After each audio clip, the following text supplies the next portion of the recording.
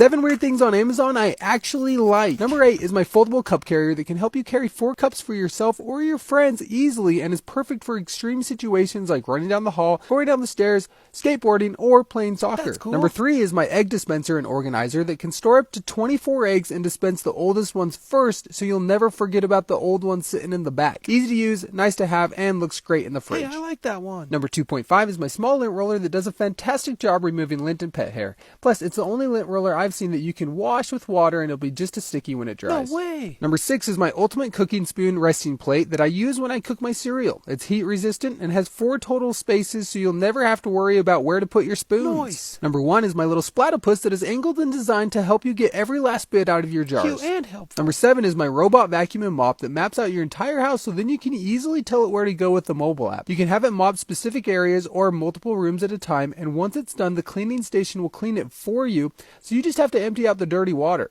There's a lot of vacuums out there like this one, but this one has a specific mode that will make sure that every spot is clean before it's done, instead of just going over it once or twice. Okay, thanks for watching. Love you. Bye.